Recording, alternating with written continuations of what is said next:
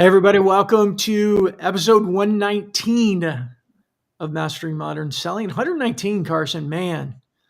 Whew. Crazy. It's getting up there. I feel like I've earned my grays. I think we're starting a trend here. Yeah, sure. Let's keep it going. So welcome everybody. As you can see, Carson is here with me, my awesome co-host. Tom Burton is not here today. He is I think he's in a blackout. He's in Southern California. They got those high winds and fires, and he said he hasn't had power all day. So he might show up in the comments, I'm sure. And for everybody else, hey, welcome. Hopefully you guys are staying warm or staying out of the wind. I feel like most of the country is frozen and the other half or the other part of California is on fire and windy. So hope everybody's doing well. Unless you're in Texas, they don't get any of that, right? We get a little bit of everything. So it's tornadoes, you name it, man. Especially where you are. It's like you get the cold fronts and the warm fronts that just kind of hit there and cause all kinds of havoc. Yeah. You never know what you're going to get. 20 degrees the other night. I had all the pipes on, just trying to make sure things don't freeze. Go figure. We've got that here tonight. But hey, let me welcome everybody on. If you're on the LinkedIn Live or YouTube Live or Facebook Live or Instagram Live or wherever else, the cool thing with the live is if you comment, we're going to see it and we like to interact with you. So ask your questions, make your comments. We see Bob Britton is here already. Aloha, Bob. Thanks for joining us. And if you're on the podcast, hey, we don't want to leave you out as well. Thank you so much for joining us on Mastering Modern Selling. We really appreciate you. If you like what you hear, we'd appreciate a review.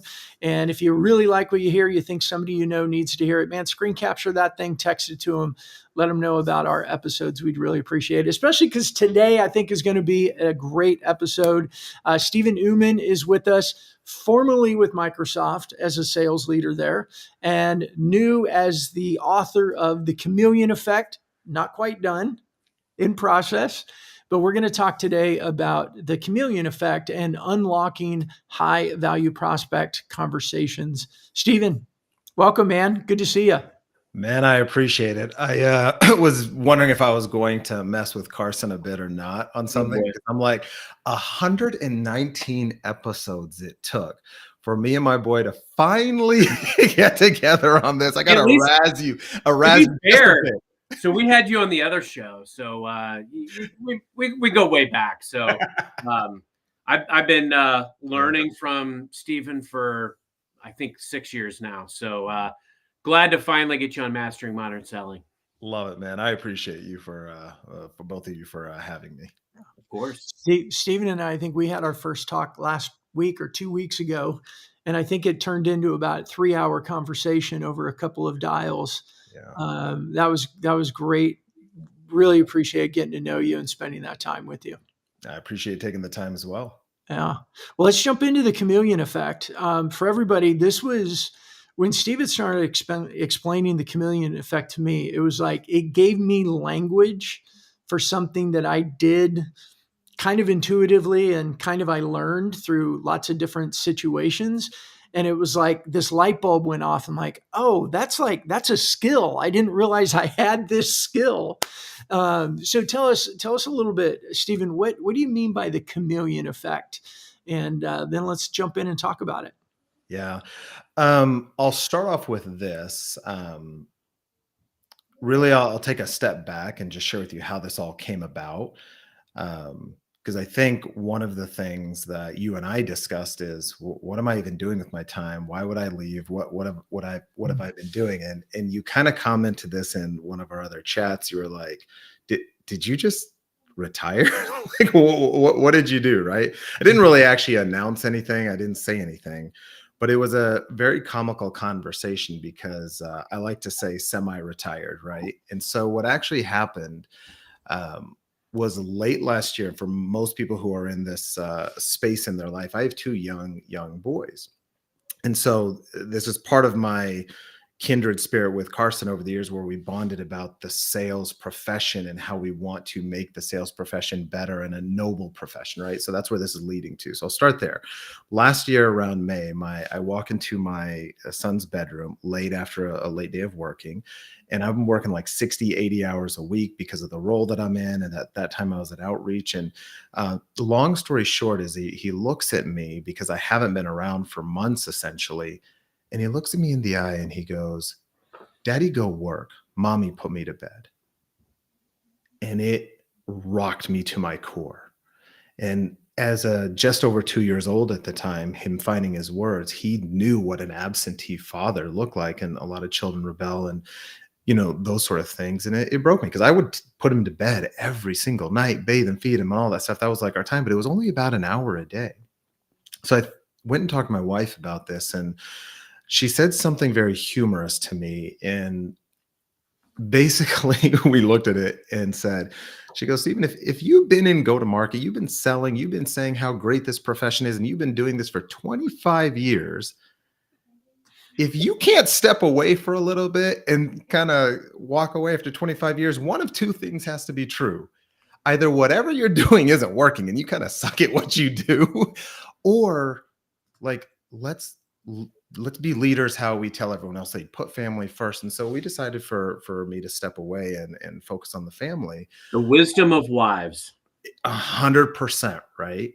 And it was funny because we have done well over the years and things of that nature. But it was funny because as I was talking to one of my leaders at the time, I go, I'm thinking about retiring. Funniest thing I've ever heard in my life. He looks at me and he goes, "You don't have enough money to retire." And I'm like, "You don't know how much money I have, right?" Like we never talk about things like that. It's somewhat of a faux pas. And I don't mean this as arrogance, but here's what he was getting at. And this is why this book, how this all came about in terms of deciding to write a book. When you are fully disengaged from what we call like work, there is something that happened, because I saw someone write this morning and it hit me square between the eyes, because this happened about 90 days after I left. And what happens is you feel this sense of lack of purpose. Like, what am I doing? I get so much time with my kids and all these other things. But this post this morning was talking about the CEO of Loom, who wrote this thing about he sold it for $1 billion, has all this money. I'm not a billionaire. I don't got that kind of money. But the whole point was, how are we contributing and what are we doing with our life, greater than just the money? And so that hit me square between the eyes this morning. That's why I want to share this, because I have always wondered why people who don't have to work still work. I've always wondered this, right? And like at that 90-day mark, you can talk to 3-year-olds and 1-year-olds and all that stuff for every day, but it really does mess with your mind after a while, because you want to feel like you're contributing. And so during that time, I talked to my business coach and we discussed how can we give back. And that's how this book came about, because what are your skills? Well, what are some of the things that are lacking in the industry? And one of the biggest things that I hear you both talk about all the time is what word? Relationships, relationships, relationships. Mm-hmm. And I had sat with one of my top AEs over the years and was discussing something. And I used this story where I asked one time, I go, "Why do you spend so much time cold calling, cold email, cold all this other stuff?" And what she said was, if I go and try to get a warm referral, warm connection, build these relationships to get to that person, I'm just adding all these extra steps. Whereas if I send a cold email, like mathematically, there's a chance they could respond back. Now, anyone who has experience, like both of us would say, like that's maybe efficient mathematically, but not effective. And what ended up transpiring in that conversation, she goes, "Stephen, no one is actually teaching the world and teaching sellers, these new generations, the tactics. Like, how do you actually network? Like, there's some of that out there, but like the person, what does that mean? Build a relationship. What does that look like? What is tonality? What is words? What does it mean to bring somebody's wall down?"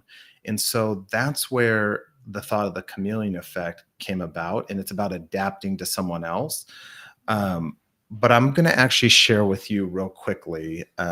Actually, let me stop before I share the context of what started the Chameleon Effect in terms of observation. But I'm just curious, both of your thoughts when you think about it. Do you see a lot of people teaching our sellers the actual skills of, we say build a relationship, but then nobody actually shares what that means and what does that look like? I'm curious your thoughts. Go for it, Carson.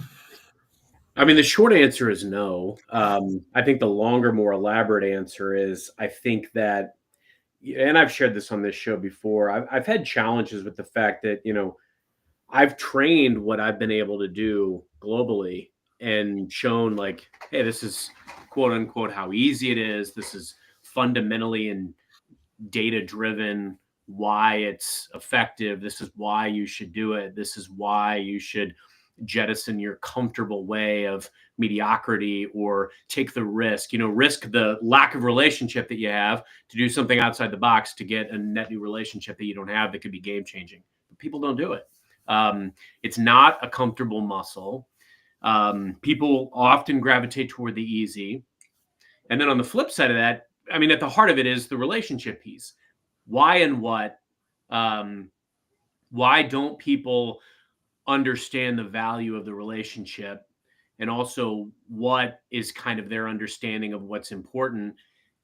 The tonality, like who's setting the tone for what should matter? Is their leadership even coached up and trained on how to do it either? Like I don't think there's malice or neglect intended by the seller.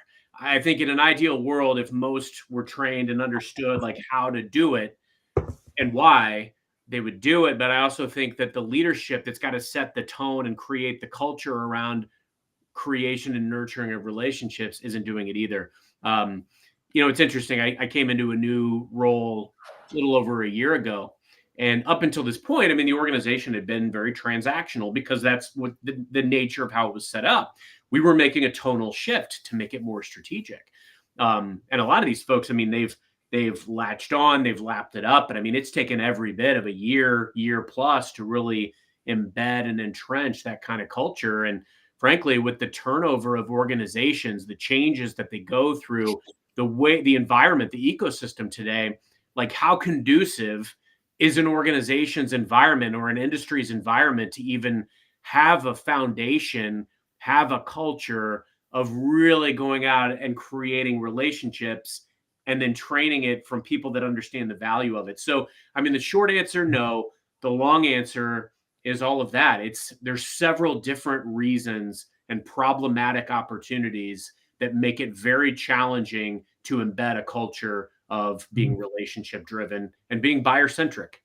Yeah, 100%. I love what Andre and Bob are saying. Like, Andre's talking about that a lot of there is training out there, right? About how to build it. And it's very generic and things of that nature, but down to the specifics. I'm going to work backwards because there's something I always say from something I read where intention matters more than technique, but technique still matters. So I'll give you an example of something that I do, and I'll back into how I got there and explain to you how I first realized what the chameleon effect means to me. So whenever I meet someone, right, something as simple as if I'm like the tilt of the head and I go, so most people are very polite and they go, how are you? And they don't actually mean it. But something as simple as the tonality of if I say, hey, Carson, how are you? Just where that R, like even the melodic sounding of tone is not like down to that level. It's not. And here's the reason why intention matters. If you teach someone the technique and they don't understand the intention of how someone got there, it comes off as cringy. It comes off. And so that's why a lot of people don't get to the technique because everyone wants to know the how, the words, the email, this and that. Yeah. But they don't understand the heart, the mindset, and why it works for some people. And so I'm going to give a few anecdotes of some of that today. And I will tell you that this story is, I know it's my story, but I have to believe that people can find themselves in this story. And I have rarely shared, actually, I think I've only shared this publicly once, maybe twice, because for me, this whole story is very emotional. But I'll tell you first in the middle of the story, and then I'll go back even further. My first tech sales interview or the first tech sales job that I got. I walk into the live interview, and there's 4 VPs, directors on the other side of the table. And midway through the interview, they ask the age-old question of what makes you different? What's your superpower? What makes you unique? I can't remember exactly the way they phrased it, but I also want to tell you this was at a time where we didn't have Zoom, WebEx, Teams. We weren't doing video interviews prior to that. They had never seen me before. And at that time, I had kind of loopy, long, curly hair, the beard, all this kind of stuff. And so I had prepared for this, and I was going to take a shot in the dark because I had no idea at that time, like, what is my real superpower? But I thought about what it was, and it's this idea around building relationships with anybody. Because I realized there's not a person on the planet that I don't have the ability to get along with because of the things I've been through. And so I said something ridiculously provocative, and I looked at them and I go, I'm the world's best chameleon.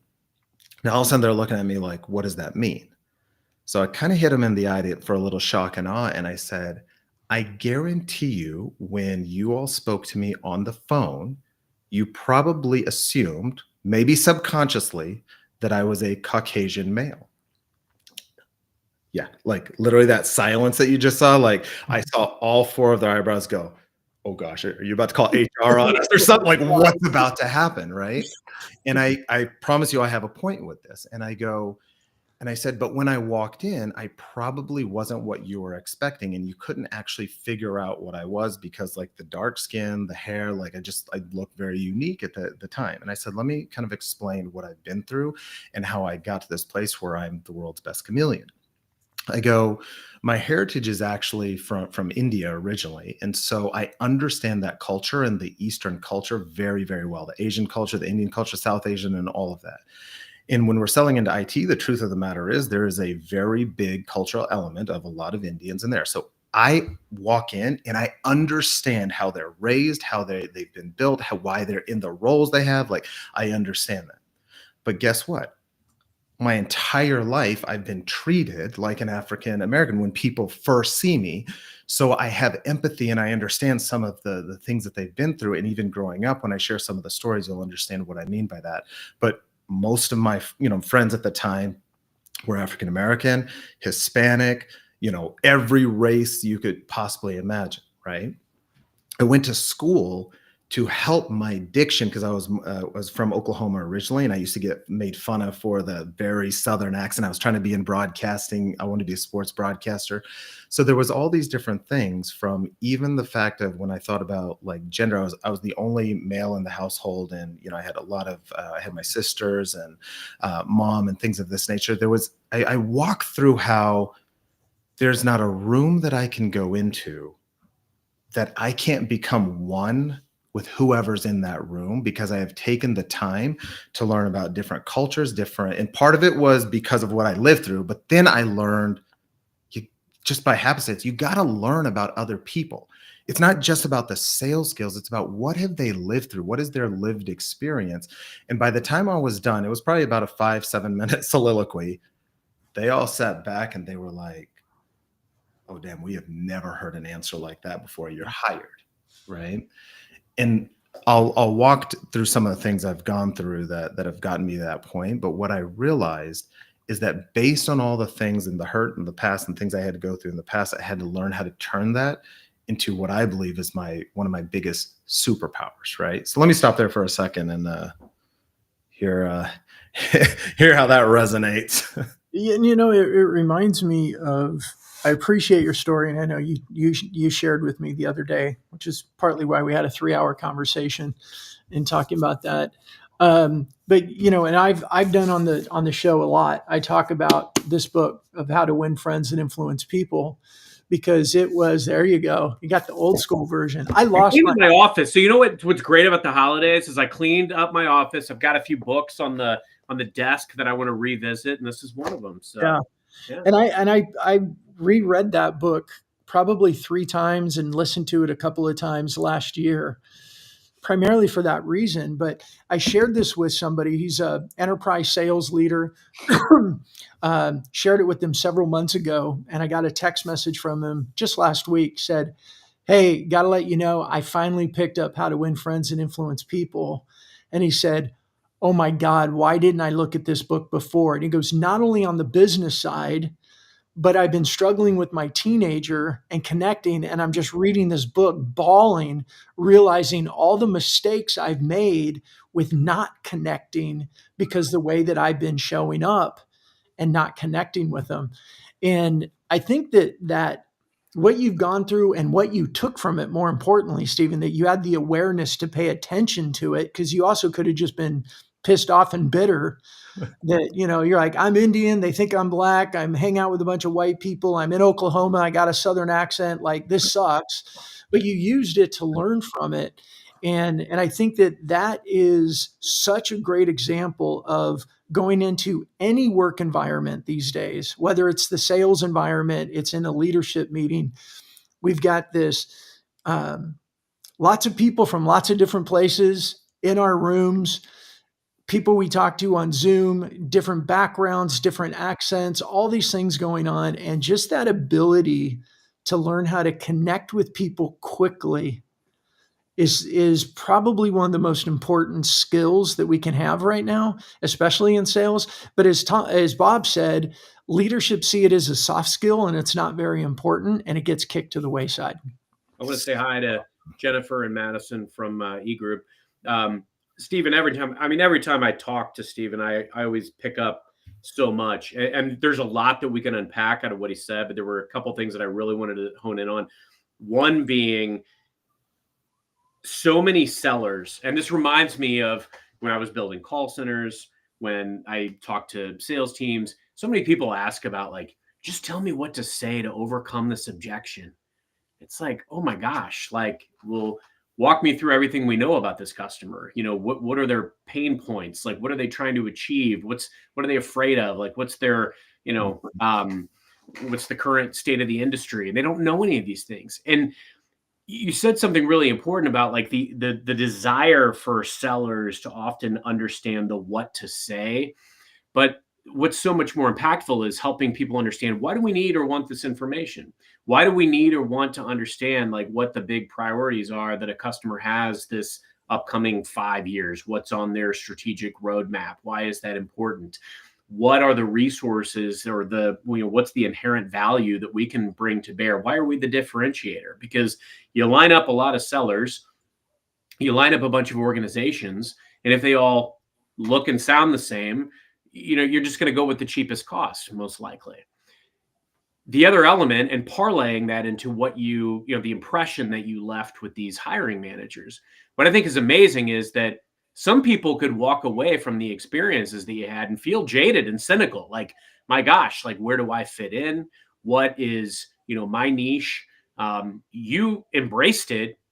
And I'm sure it wasn't all sunshine and rainbows, but you embraced it ultimately and said, hey, this is, like, I love that this defines me, that I am the chameleon and I can adapt and respond and attune and align to everybody I touch. And that's magic. It's poetry, because the reality is, you put you in any room and you're going to be able to, and I can attest to this because I've known Stephen for years. We've been, we've met in person multiple times. We strike up the conversation like we've known each other forever. Yeah. He does that with everyone I've ever seen him with. I mean, he's just very personable, gets in and gets to the heart of, what's on the mind of the people that he's talking to. And that's how he sells. That's how he leads.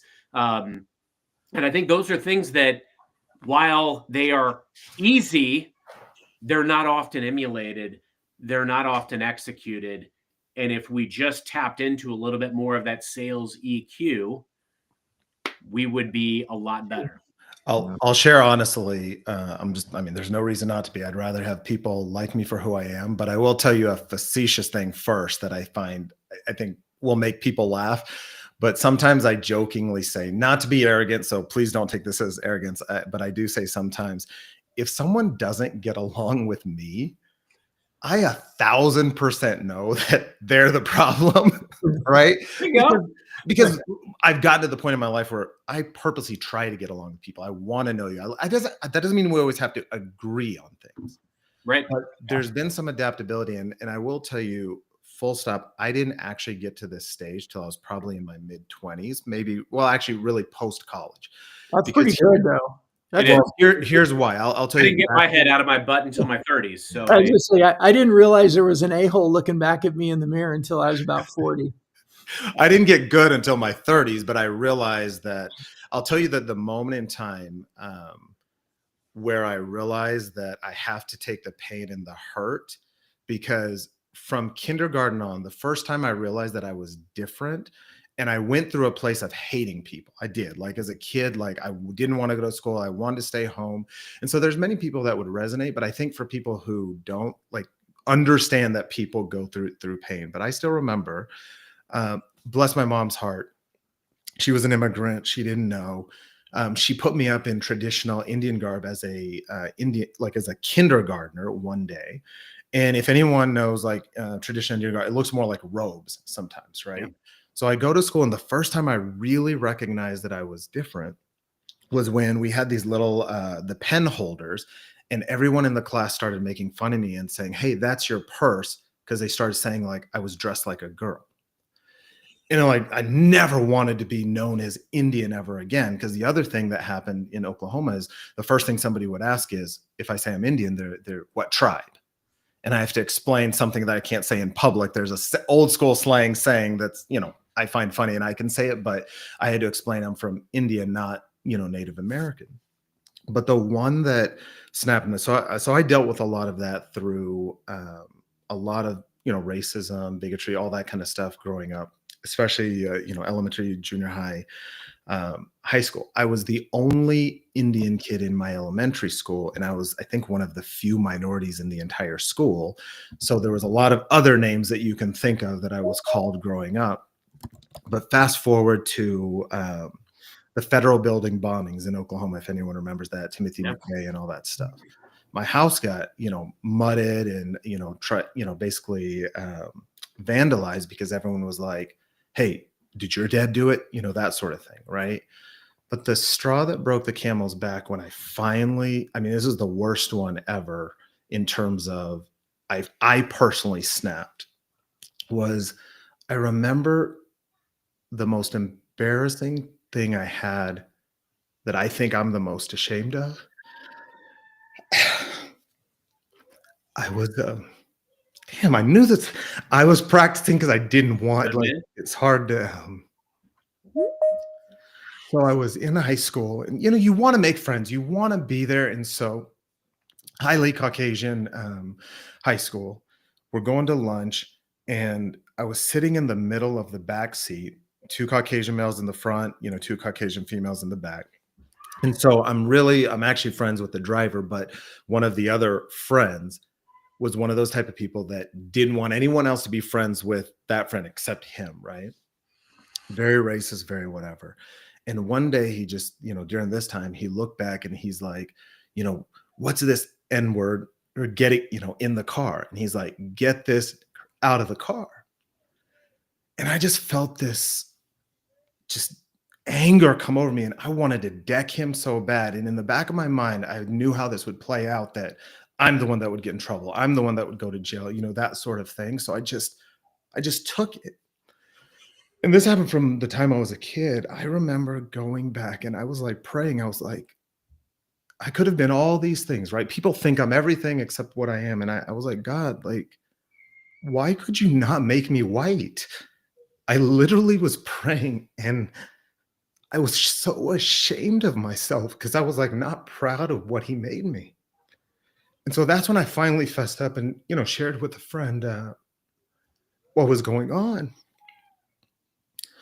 And that's when I first heard the term hurt people hurt people. And what dawned on me, and so he walked me through this, and this is what changed my mindset.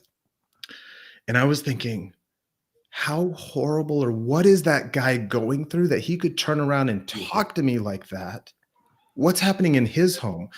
I don't know. Maybe he was trained that way. Maybe he was abused. I don't know. Like, yes, I had a tough upbringing. We all have our pains, but I wanted from that point on, and I came up with a new term, is like hurt people, heal people. Ooh. So if I could be hurt, but use that hurt to help understand more people of what they're going on, let's not be the hurt person that hurts people. And I've hurt a lot of people over my life because of that, right? I didn't realize it till I got older. But if hurt people can heal people, then what I realize is this chameleon effect. What it really boils down to is most people, when they think of chameleons, it's a defense mechanism. That's what they think of. You're hiding. But and that's what I was doing for years. I was trying to be somebody that I'm not. But then now what I believe is a true chameleon. What does a chameleon do? Becomes one with their surroundings. They look at what's out there, and it's not about them. People think it's about survival. But now let me walk into a room and understand you, Carson. Let me understand you, Brandon, because it's not about like my story that needs to inspire you. It's about everything in you that I can find that inspires me, because we're all connected. We're all human. We all share some similar circumstances. And none of this connection has anything to do with sales. But the fastest way to build trust, because we always say in sales, know, like, and trust. Like, what are the techniques that I have observed over time because of how I've tried to fit in? But again, before the intention was to fit in, now the intention is to connect. So I'll give a great example of something that I've learned. Whenever I meet someone, so I grew up without any brothers. And it was funny because even when I was a teenager, I was like, Mom, can you give me a brother? Can you be a brother? Like, I was starving for, like, male camaraderie. And so I picked up the term, always saying brother. But like, there's something that I do that I think Jay Ryan called me out on this. He's a video producer. And I said this at the end of one of my talks with him. And I go, hey, brother, how old are you? I'm just curious. And he was older than me. And I go, okay, so that means when I come to town, you're the older brother. And I think I did this on you, Brandon. You're I was like, oh, you're the older brother. So like, you're dinner tab. Yeah, you're paying for dinner. I said older brother always pays, right? Now, what did I realize? Why do I do that?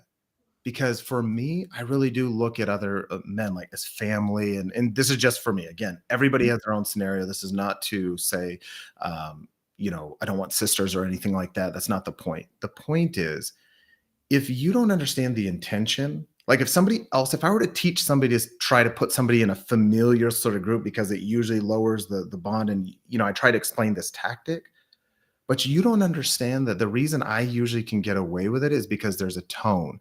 There's some preemptive things that naturally happen. There's the way that like my soul speaks to these things that come through in my facial expressions. It's not like cringy when I say it because we've already connected, but like, when I start doing the observation, this is just observation. It's not manipulation. So if somebody does the tactics without the intention, that's manipulation. This is why the sales world gets such a bad rep, because no one wants to learn and observe the intention. Yeah. So intention plus tactic, that equals trust. So everyone has to find their own. But ultimately, that's a great example where if I observe what happens, is most people think of familial bonds as a positive. Most, not everybody, because we all have different upbringings, right? But if I say brother, for most people, that brings the walls down.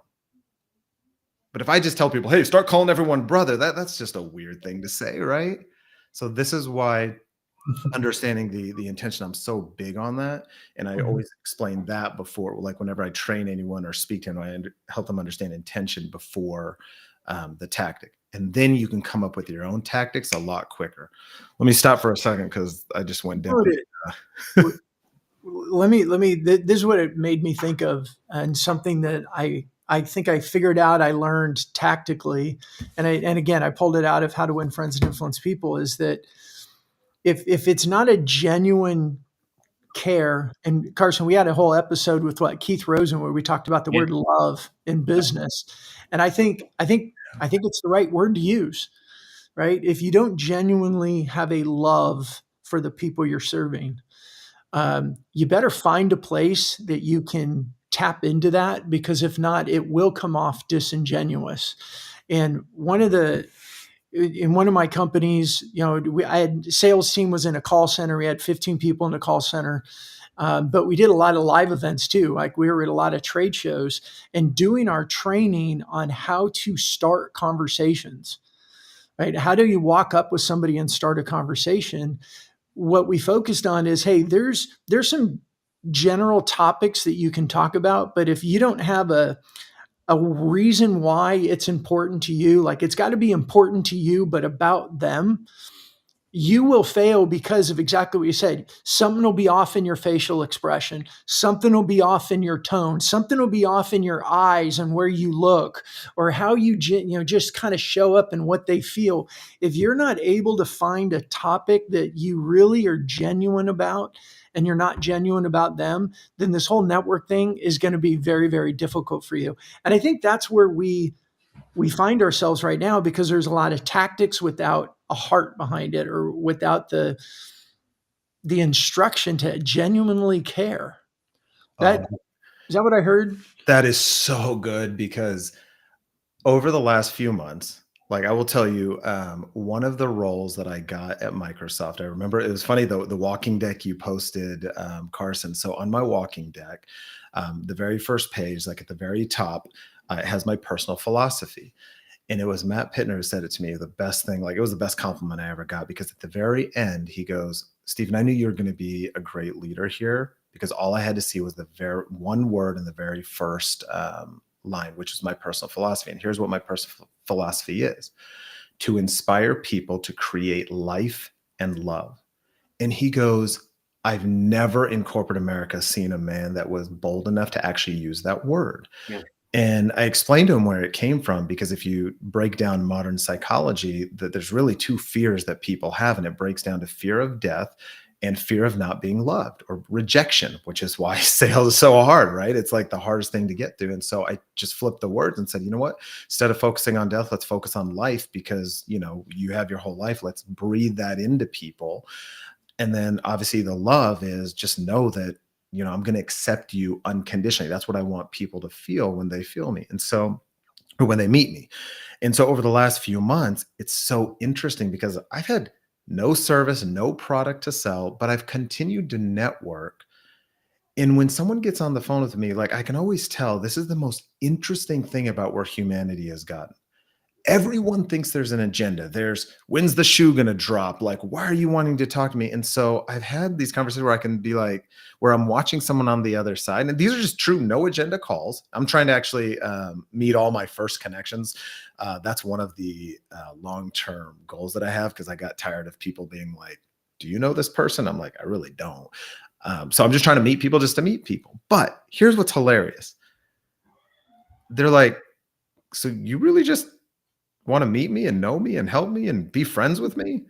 And I know we don't have time to be friends with everyone, but the fact that that is so odd for people is what tells me what's wrong with this world. Yeah. And I know that I'm probably different. There's a few people. So like I get on to Carson all the time, because I'm like texting him all the time. Like, some of us have a gifting, and I do understand it's our natural bent that we're going to be the proactive ones reaching out and all that kind of stuff. But like, I'll just happy birthday to you. Yo, bro, what's going on?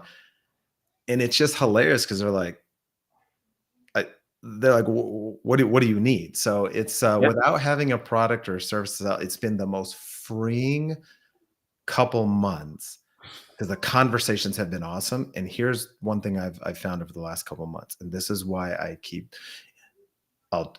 been training on this specifically. More goodness seems to come from those calls, because I have not looked for anything to do, but I've gotten 4 contracts to speak and train. And so like revenue still comes in. People still call me to do stuff, to train and all stuff. And I don't even have my own product or anything, right? It's just random, because I keep in touch with people, right? But what I keep telling individuals is, especially in sales, start having no agenda. When I say no agenda calls, like just meet people for the sake of meeting people, because you don't know the 6 degrees of separation who they know. So if that's only one person a day, one person, something is better than nothing. But so many sellers are taught, condense your time, be very focused. You have to go after your ICP, all these other things. And I'm like, yes, but spend some time just meeting people. Like, you don't know. We create that problem, though. I mean, leadership creates that problem so often, because it's hey, Stephen, where are you relative to your quota? Here's your gap. And it's putting the cart before the horse. You're not going to get anywhere until you go out and have a relationship, and you can't have a relationship without a conversation. You can't have the relationship without trust. You have to earn the right to be trusted. And it goes back, something I extracted from everything that you very poetically articulated is, don't let the only time that somebody you want to be connected with hear from you is when you want something. I mean, it's funny, not ha ha funny, but I think back to, like, I got a call not long ago from somebody that I used to be pretty tight friends with, and we'd hang out, we'd do stuff. They call me out of the blue, and I'm like, hey, this is great. Pick up the phone. It wasn't, they asked me a couple of random questions, and it wasn't 2 minutes, and they were already trying to say, hey, I got a new job. I'm doing this. And, tell me more about, and they started trying to sell me. And it's like, I haven't heard from this person in probably 2 years. And immediately I get this. The point being, you get to decide where you invest your energy, where you invest your love, where you invest your everything, your energies. And invest in people that you value, that you want to learn from. I want to master my craft, and I'm obsessed with it. So I've gone out and I've tried to understand, and there's a lot of deep seated reasons why. I came into sales with a chip on my shoulder. I was bullied as a kid. There's some things that I can extract from my past that are the reason why I never felt good enough, and I have a chip on my shoulder, and why I wanted to prove myself to the world. But frankly, I'm obsessed with mastering my craft. So I wanted to learn the right way of doing it, the ethical, correct way. And it's all about what you've said, Stephen. It's we've got to have these relationships. We've got to earn that right. And the problem is, people don't inherently understand that, because we're going out every day and we're telling them, you got to go close your gap. You've got to go sign big deals. And they don't know how. They don't know the why behind the need for a relationship. And frankly, they're not intelligently investing in the relationships and in the learning, like picking up books. I mean, I'm obsessed right now with diving in. And I'm 46 years old. I've been in sales for 25 years, and I'm obsessed with, I've got an audiobook, a paperback, a Kindle book, all going at the same time, because I'm obsessed with learning. And if people would focus more on bettering themselves, being the best version of themselves, understanding why these things matter, and frankly, just seeking, I'm going to quote my friend Bill Kirst, because he says this: if we approach every situation with a bid to connect, to genuinely, meaningfully, authentically connect with people, the results are there. I've never worried about a quota a day in my life. Yeah. I've been pretty successful. So have faith and trust in the process, the importance of actually genuinely connecting with people. The rest will take care of itself. Brandon, before you, I'll just share one thing real quick to what Carson said. And this is what I believe wholeheartedly.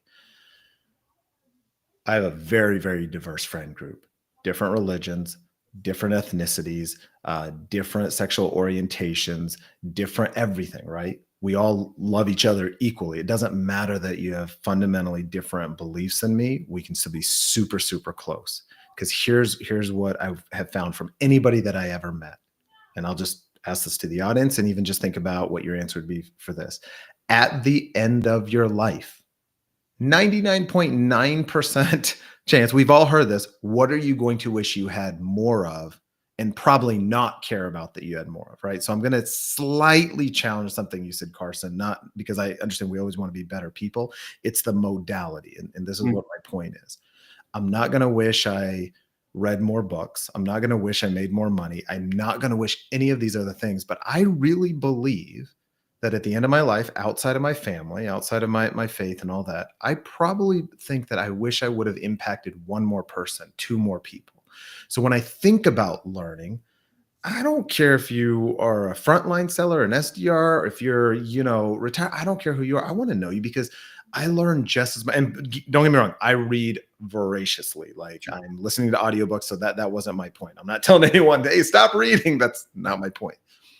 My point is, when you understand that the value of life is actually in people, and I wrote this the other day, is real relationships equals real currency, because over the last few months, while I am a big believer, get on LinkedIn, post, do all that, it's a yes and. I haven't even updated my profile to look like I'm a speaker, a coach, like none of that. But I'm still getting it because people are calling me on my cell, my text, because I actually have I'm building real relationships. So I may not have a lot of followers. Ali Rozako says it all the time, like followers aren't dollars, right? And most of the people that are really, really powerful and can help you get stuff, like if I go look at their LinkedIn profile, they're not posting, they're not doing all this stuff. That is not saying don't post on LinkedIn, don't get involved in LinkedIn. All my point is, the end of your life, I'm a big believer that you will, the more than likely, will just wish you had more relationships with people more than anything else that you could possibly want more of. So anyways, Brandon, sorry, I didn't mean to cut you off. No, you're good. Let's go. I want to pull up Dr. Joe's quote comment on here. And for everyone else, we've had a lot of great comments, and the conversation just really hadn't opened up to bring in a lot of comments. So I'm so sorry. We usually do better at bringing comments on there. But Dr. Joe Hill, for you, Stephen, I like it. Thank you for validating that. And I know Dr. Joe is a really strong networker as well, and makes that a real focus point of his daily behavior. Thanks for that. But I want to go in also to Paul's question, the next on there, about the meet just to meet, no agenda. It's great in concept. Do you guys have thoughts on how to juggle that with the short-term focus of most sales orgs? And Paul, that was great. And I want to add this to it before either of you, Stephen and Carson, both answer it. I spent a lot of time being the guy, after selling a company, I really didn't have an agenda. I wasn't sure what I was going to do for a little while. And I was making a lot of calls to people to say, hey, how's it going? What's going on? And I got a lot of like, why are you calling? Like, what do you want? The tendency, the natural response is, hey, this is bullshit. What do you really want? And I didn't want anything. But yet I also know in my own experiences, like a college friend of mine who called me out of the blue and, oh, let's get together. I'm going to be in town. And so I invited a bunch of our mutual friends over, and she showed up and pulled out the Amway thing and started selling Amway to everybody. So you get gun shy, right? Yeah. You're like, wait a minute. But I've spent a lot of time trying to do that. Like, hey, let's network, because you never know what's going to come out of it. Me for you, or you for me, or both for each other. And it's really hard these days to do that because people are busy and they're skeptical.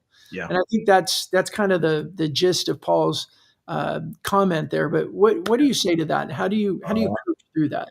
I have a very pointed answer, a very opinionated answer, as I guess I should. So let me just share with this. So there is an intention to know the value of every human being. When we change our heart and perspective behind it, we would say, oh, this is actually just as valuable, if not more valuable. I use the terminology of seeds sometime versus like, would you rather have to go to an organic grocery store and buy a bunch of apples the rest of your life, or would you rather have a global field of orchards for the rest of your life, right? So the seeds that you plant today sometimes germinate later, sometimes you can get them right away. But here's my 2 cents. I want to learn from everybody. So I take just at least 30 minutes a day. I'm trying to do just one networking meeting a day, just maybe 15 minutes, maybe 30 minutes, just to get to know, right?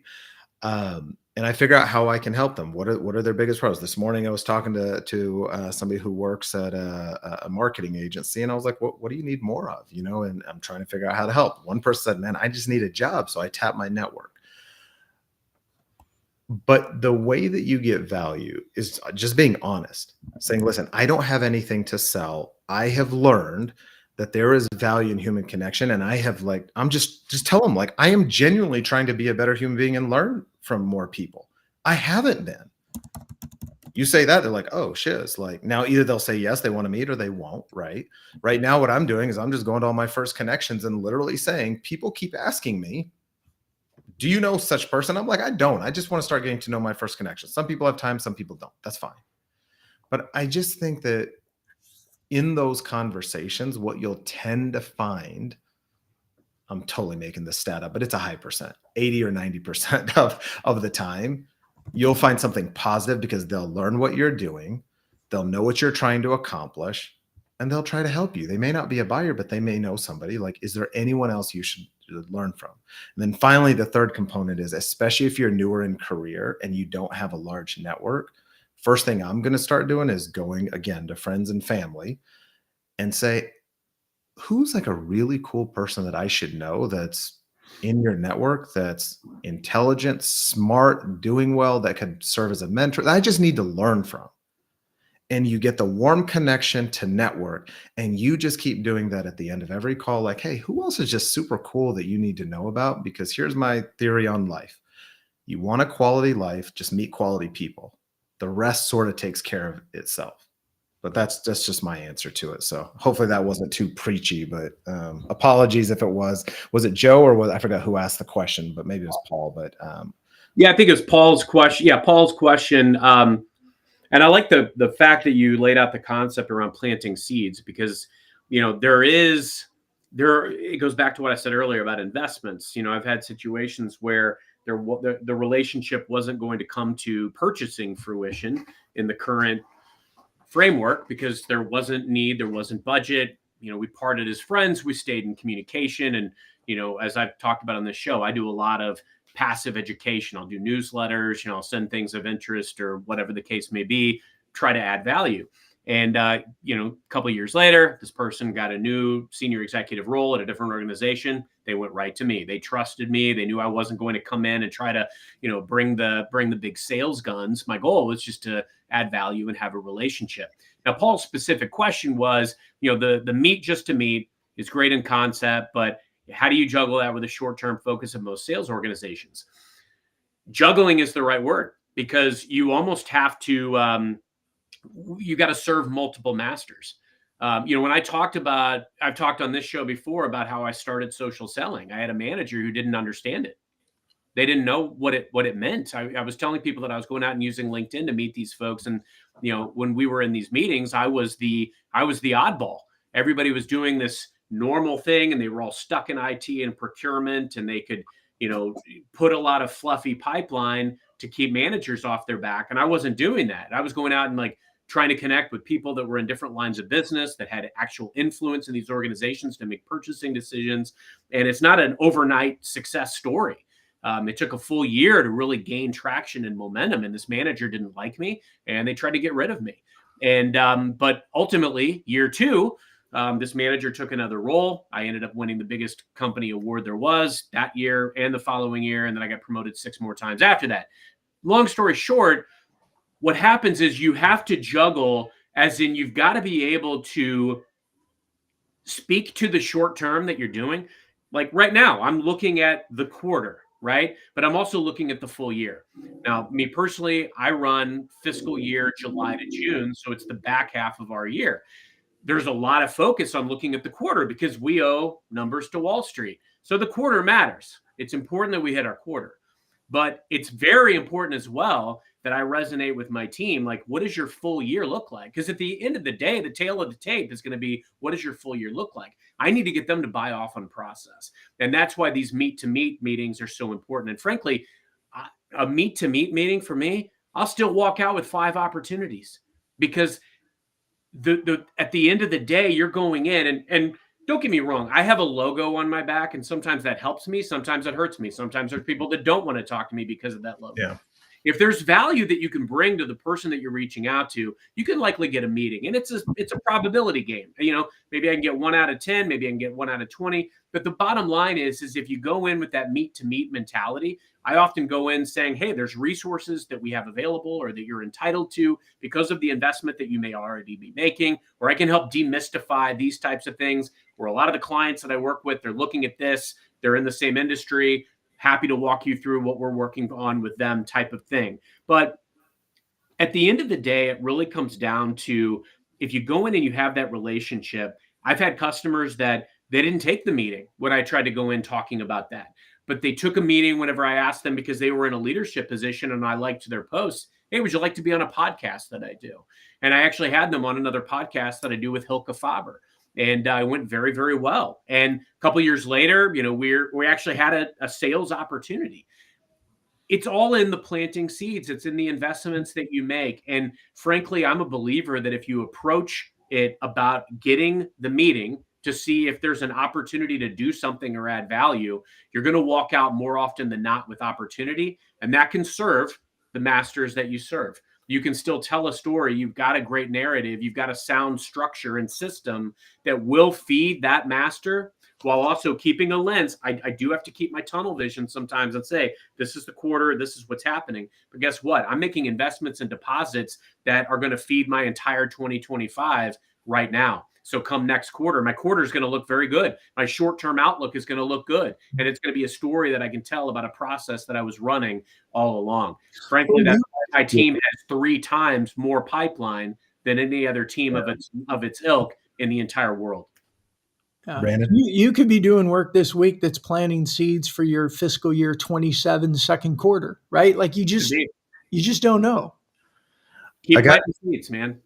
I got 2 things real quick before we run out of time. So it's kind of on top of what Paul was asking. And so here's 2 things. First is the meet to meet is to meet cool people. You know, as Carson was talking, like I'm not talking about specifically prospects, right? But there's value in it. And here's something that is very specific in terms of tactics. I posted to some of my friends on LinkedIn, hey, who's just cool people that you think I should know? And I ended up meeting this woman from Montreal. Her name's Maya, and she runs a marketing agency. One of the coolest conversations I've ever had. I would have never, like I just asked, who is a cool person, quality person that you know? Now I can follow her on LinkedIn and all this stuff, but I'm learning things from her. Second component of why this is valuable is something that one of my AEs back in the day, he was out of the UK. I just asked him one day, what are you reading? And he was reading this weird, crazy stuff because I wanted to know, because this was one of the best sellers I've ever seen that could get relationships with the highest level executives. And he was reading something on, like, it wasn't a business book. It was like something on China, something, whatever. And then there was another one about like history of the Berlin, whatever it was. But it was these off the wall like books. And he looked at me and he goes, Stephen, everyone reads these business books, leadership books, sales books. But the truth of the matter is, when you have like cultural understanding, when you have these off the wall topics, you become more interesting and you can talk to people in a much different manner, because these executives, like, they're thinking about unique things. But the other part of the meet to just meet is now think about learning from people of different walks of life, different cultures, different things, like, and you bring that into your world when you're talking to others. Like, having a diverse network is like having a diverse portfolio. If you think about investments, there is power in that, right? So usually I find those next person to meet just from asking someone who's cool. So it's almost like it's like roulette, right? Just wherever it finds. And I'm telling you, the world is filled with amazing people. And again, and that's how you up level. I mean, look, I'm just a normal, regular guy. I go out and I literally seek out the people that are doing better than I am, or that are, you know, say something profound and poignant. I mean, frankly, it's how I got connected with Stephen, because we were talking about, we had heard of each other and, you know, what each other was doing. And John Messel told me. Yeah. John. And we had to get connected. And I got to tell you, like, Stephen he's a genuine dude. Everything he says is real. The guy's never tried to sell me squat. I've probably never given him anything, but every time I fly in, he's like, let me pick you up at the airport. And we're talking and we're, you know, swapping stories. And like, I've learned so much from this guy. He's a real deal. And these are things that you can practically apply in your life. If you connect meaningfully, like Stephen is doing, you can assimilate the superpowers of everybody that you touch. And that is how you up level. Yeah. The struggle I have with this is when you, again, going back, I will leave with this, is technique matters, but intention matters more, right? So don't take the tactics. That's why sometimes I don't like teaching the observations of what has worked for me, because then it comes off cringy. Because as we even talk about it, this is just me, and maybe it's my own filter and all these other things, is you just genuinely gotta love people and know that there's value in everyone. And sometimes it takes the hardships that I've gone through to get to that level. I wish to God that no one has to go through what I've gone through. That's why I do what I do, because someone asked me, why are you the way that you are? And I go, I don't want anyone to ever experience what I experienced. It's not fair and it's not right. but the intention matters more than, that's the one thing I could leave, is intention matters more than anything else. This makes me think of too, and I know we're running out of time, but I was at a trade show one time. I was younger. I think I was in my early 30s, mid 30s. We're at a trade show and we went out afterwards and we were in the taxi line waiting for the taxis to go back to our hotel. It was at a convention center. And we start chatting up with a group of people around us and just genuine, where are you from? Oh my gosh, tell me about it. Had this great conversation. It was like, 15, 20-minute line. And had a really good conversation with them and just genuinely loved on them, asked them a bunch of questions about themselves, stuff that I've learned in here, right? And then the next day, they came walking into our booth and said, "Oh, that was such a great conversation. Tell us what you do." And all three of them, we sold to individuals, but all three of them became clients. And it had nothing to do as much about, obviously, yeah, our product was good. It was a good price. They had a need and all that. But they were way past looking at the details of the product because the relationship and the conversation that we had was genuine enough that they wanted to come in. And I learned in that company as well. I learned earlier in my career about, you go to the bar and for people in recovery, anything like that, I'm sorry, I don't mean to overstep with that stuff, but it was like, go to the bar and just have conversations with people. Don't sell in the bar, just meet people. And then the next day in meetings or something else, pick up the conversation and just see where it goes. But it was always like, yeah, there's always a thought of a potential sale in the background, which it's always more of a thought of who do they know? I think that's what you've heard, like, who do they know? Who do I know? 6 degrees and never know what's going to come of it. So there's always those thoughts in the background, but you got to come at it genuine and genuinely enjoy people, care about people, get to know people. And then that's the fertilizer that makes all the other stuff really come about quicker and bigger and a lot more yield to it. That's my big takeaway from today. And pressure is a privilege, but don't let it shake you from what you know to be the right process. Ooh, that's good, Carson. Because here's the thing. You're going to get pressure from above to go out and do this, do that, to have this conversation this way. I had to ignore that when I adopted a process, a system years ago to meaningfully connect with people that actually were influential stakeholders that nobody else had ever spoken to. And it wasn't easy. And there were uncomfortable moments and uncomfortable conversations. But the bottom line is I subscribed to this and I committed to it and it worked. And so don't let the pressure shake you out of what you know to be the right thing. Commit to this way of doing things. And 1, 2, 5, 10 years from now, you'll look back and you'll be very grateful that you did. I know I am. Oh, I love it. Well, Stephen, thank you for. I could talk to you both all day, and I could talk about this. I was going to say we could easily go for the Donald Kelly hour and 9 minutes record on this one. We could go 3 hours with this. Let's do the Joe Rogan, that sort of thing. I was going to say this would be a three hour one. Yeah, I wish I could have gotten more into some of the tactics and stuff, but I will tell anyone that's listening, DM me, message me, comment, whatever, follow me, and I'll fair warning though, he'll want to meet you. I mean, yeah, like ultimately, like that's the goal, like is just meet people, help people, because a rising tide raises all ships. So like help everyone be successful. Guess what? I learned that in college, right? It's I used to give free haircuts, and people were like, "Why don't you charge? You're a broke college." Because I was like, now that person owes me a favor. So it was just one of those things. But man, I love you guys. Thank you for having me. And if anyone just needs any help, like I don't know what I'm gonna do next, but I do know I'm getting a lot of calls randomly, and I'm like, I don't know what I'm gonna do. It's a fun place to be. I just good position to be in. It's a fun place to be. Yeah. So yeah, absolutely. You deserved it. You earned it. And whoever lands you is going to be lucky. Thank you. Yeah. So thank you, everybody. A lot of people in the comments. By the way, Jennifer, I see you really enjoyed this. Thank you for your comment about your dad giving you how to win friends and influence people. Yeah. It didn't surprise me because Jennifer is a freaking rock star. So like everybody that I've ever talked to that's read the book is a rock star. And frankly, I've recommended it probably more than any other book. One other one that I read over the holidays finally was The Greatest Salesman in the World by Og Mandino. I mean, just changed everything for me. So get to reading. Yeah. That was one of my business coaches, the CEO of that company.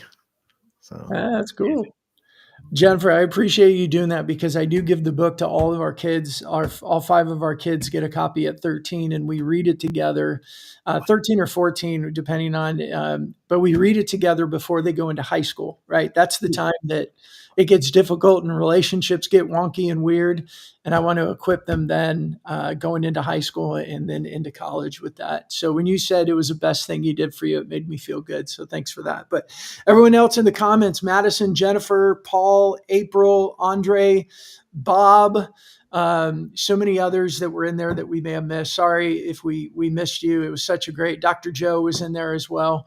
Thank you all so much for joining us today. Man, if we could, I don't know, change the name of the show and do these love and heart conversations all the time, I think I would be all over that. But Stephen, thank you again for joining us. Thank you, everybody. And Carson, you want to wrap us up today? Stephen, thank you. And everybody in the audience, until next time, happy